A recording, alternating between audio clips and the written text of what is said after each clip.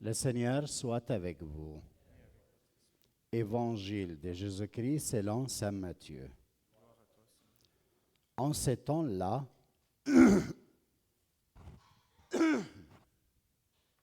Jésus disait aux grands prêtres et aux anciens de peuple: écoutez cette parabole.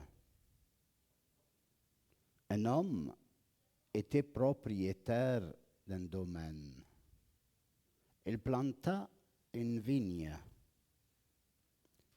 l'entoura d'une clôture, y creusa un pressoir et bâtit un tour de garde.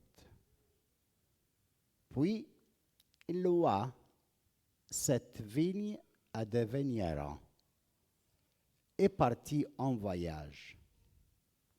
Quand arriva le temps de fruits, il envoya ses serviteurs auprès des vignerons pour se faire remettre le produit de sa vigne. Mais les vignerons se saisirent des serviteurs, frappèrent l'un, tuèrent l'autre, lapidèrent le troisième. De nouveau, le propriétaire envoya d'autres serviteurs plus nombreux que le premier, mais on les traita de la même façon. Finalement, il leur envoya son fils, en se disant: ils respecteront mon fils. Mais voyant le fils, les vignerons se dirent entre eux: voici l'héritier, venez tuons-le, nous aurons son héritage. Ils se saisirent de lui, le jetèrent hors de la vigne et le tuèrent. Eh bien, quand le maître de la vigne viendra, que fera-t-il à ces vignerons?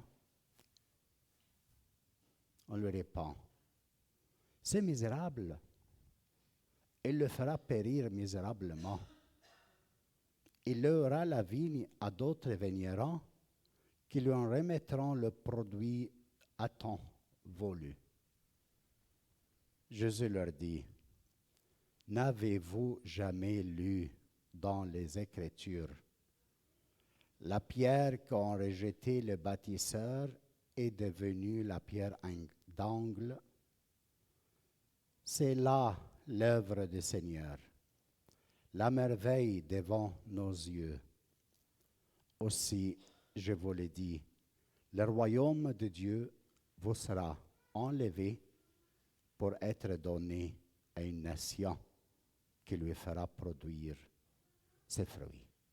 Acclamons la parole du Seigneur. Asseyez-vous. Bonne action de grâce, tout le monde. Bienvenue. Même si aujourd'hui, on devait être de population ici parce que on rend grâce au Seigneur. Mais on est peu. Mais ce n'est pas grave. L'important qu'on est, au nom de tous les autres, à rendre grâce à Dieu pour tous les biens qu'il fait dans notre vie. Et la parole qui nous accueille ce matin, elle est merveilleuse. Qu'est-ce qu'elle dit, le Seigneur? Il y a une vigne, il a fait une clôture. Vous savez cette parabole depuis longtemps, je vais se former sur deux paroles aujourd'hui seulement. La première, qu'est-ce qu'elle a fait avec la vigne? Il a mis une clôture. Sourd. À quoi sert, selon vous, une clôture pour une vigne? Clôture, à quoi sert? Protéger, c'est une fonction. Deuxième chose, sont deux. Séparation, mettre des limites entre ma terre et la tienne, ma maison et la maison de voisin, il y a une clôture qui met des limites entre moi. Mes limites sont là. Alors, c'est très intéressant ça, à comprendre qu'il y a des clôtures dans notre vie. Il a la fonction, numéro 1, protéger, numéro 2, de mettre des limites pour chacun de nous. Par exemple, dans la vie de cette jeune fille, dans la vie de ce jeune homme, dans ta propre vie à toi, le Seigneur a mis une clôture qui te protège. Tes parents. Alors tes parents, ils te disent non à certaines choses. Mais toi, tu n'es pas convaincu. Tu prends leur non comme c'était quelque chose qui t'empêche à grandir, à être meilleur. Pendant que le non des parents, c'est une protection à toi, mais tu ne comprends pas. Tu penses que c'est non est contre toi. Beaucoup de choses dans la vie, elle nous dit non. Non à la santé, très, je ne sais pas comment. Non à ne pas vieillir. Non à ne pas rester avec les amis jusqu'à 2 heures le matin. Alors il y a un non. Mais quel est le but de ces non dans ta vie? C'est de te protéger. C'est pour ça que le Seigneur a mis une clôture, une vigne, pour la vigne, pour protéger sa vigne. Le deuxième but d'une clôture, c'est les limites. Imagine-toi si tu n'as pas de limites. Si le Seigneur n'a pas mis de limites dans ta vie, aussi l'existence de ta femme dans ta vie n'a pas mis de limites. Quand tu as dit oui à ta femme, et tu l'as acquis dans ta vie pour être avec elle, tu as dit oui, non? Mais c'est oui, il comporte avec soi 1000 non.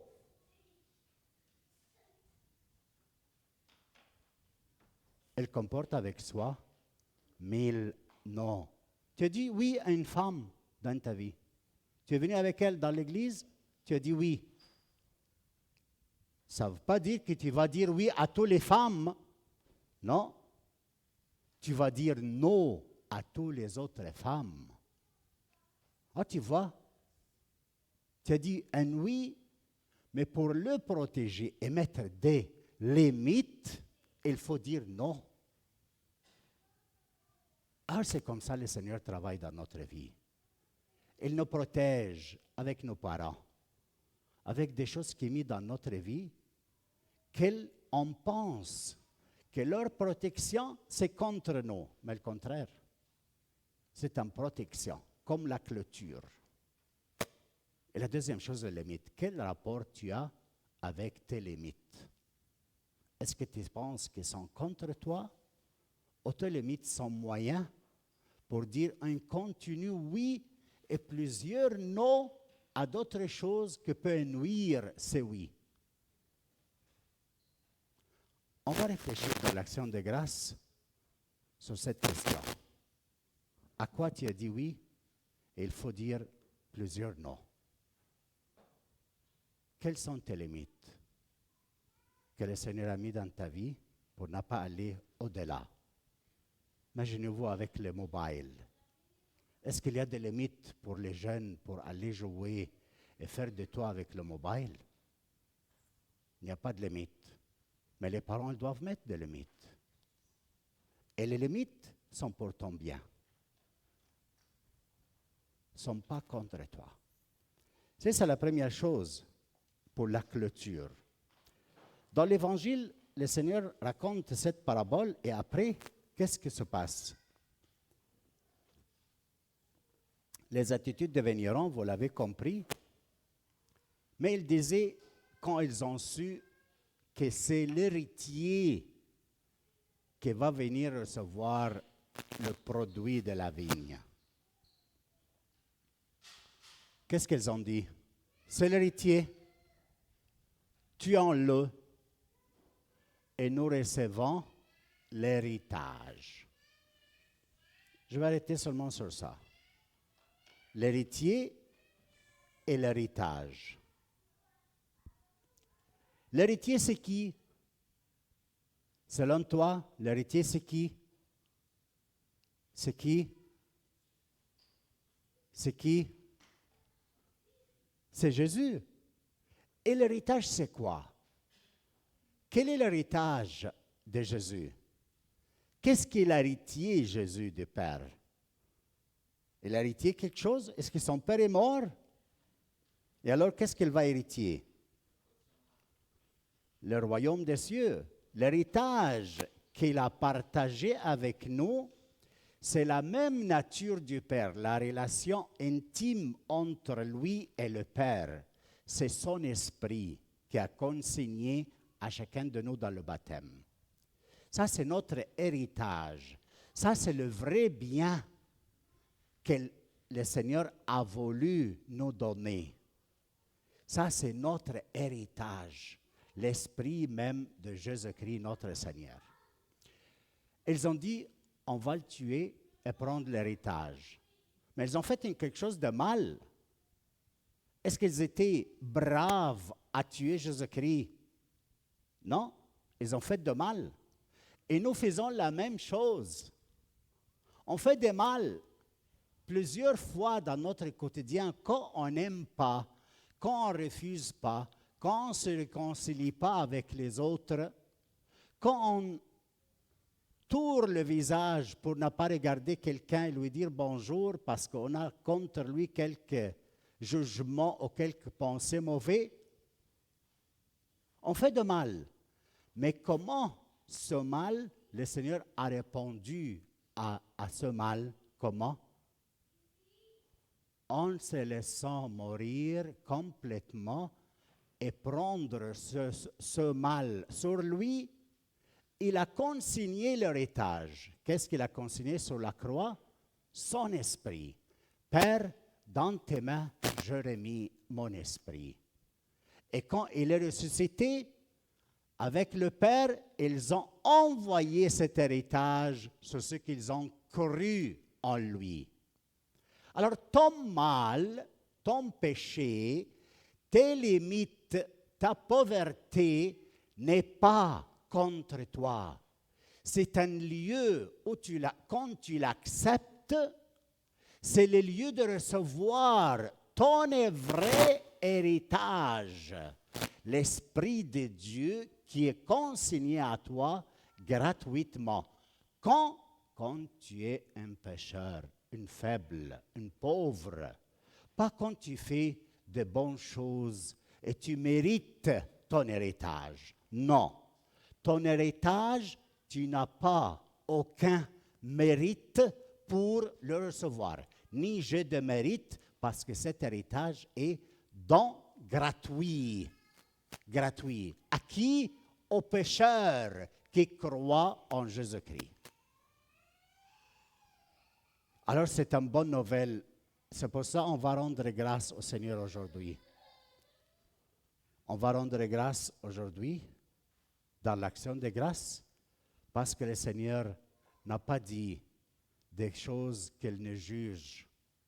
Au contraire, nous regarder avec de bons yeux, n'a pas été étoffé de nous parce qu'on fait de mal. Au contraire, dans notre mal, il répond à ce mal en donnant, si tu crois en lui et te demande le pardon, il te donne ton vrai héritage, l'Esprit Saint de Dieu, l'Esprit du Père et du Fils est en toi. Pas seulement ces biens matériels, terrestres, un peu d'argent, un peu de voiture, un peu de maison, un peu de choses, un peu... Non. Ça, c'est pas le vrai bien. Ça, c'est le bien juste. Mais le bien juste pour toi, c'est l'Esprit de Dieu qui habite en toi. C'est pour ça, mes frères, ce matin, demandons au Seigneur, dans cette action de grâce, qu'on peut remercier le Seigneur pour son bien qu'il nous a donné, son esprit, qu'il fait de nous des enfants de Dieu. Amen.